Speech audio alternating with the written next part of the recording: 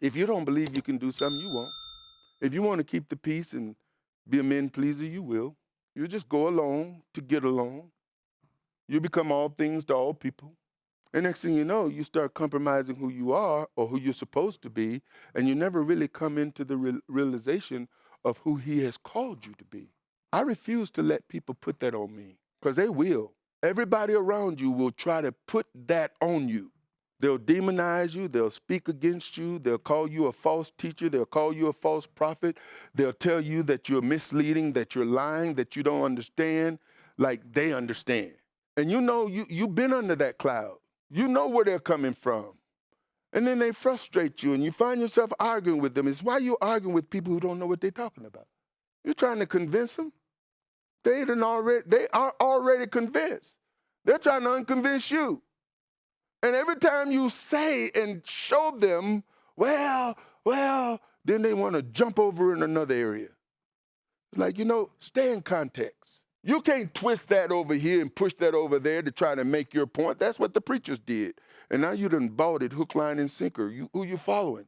Are you following Yeshua? Or are you following your church? Are you following your preacher?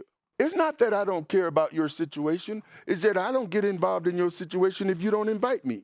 I'm not in your business. I'm not a busybody. If you don't want to do what the word says, that's on you. You just suffer the consequences of what the word says. You just deal with the issue.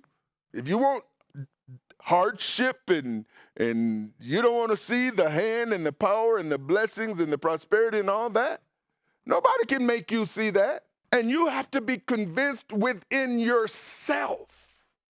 Because if you're not convinced within yourself, other people can unconvince you, have you doubting what you believe. But once you know, sometimes you got to separate yourself from those folks. But sometimes you just have to stand your ground. And in the midst of standing your ground, not lose heart. Because after you've gone through this a few times, you know what will happen? Is that you'll just start going through the motion without even realizing you're going through the motion. This is life. This is life-changing.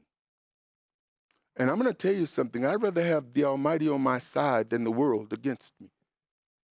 Why? Because if he's on my side, he's more than the world and whoever is in the world. And anyone who is not interested in putting their faith in Messiah and keeping the commandments of Jehovah, then we're not on the same page. And if I can't get them on the page that I'm on, they're trying to get me on the page they're on. And guess what you have? Conflict. Conflict. I've decided I'm not going to enter into conflict. These buttons that you used to could push, I've turned the power off. So ain't no more buttons here.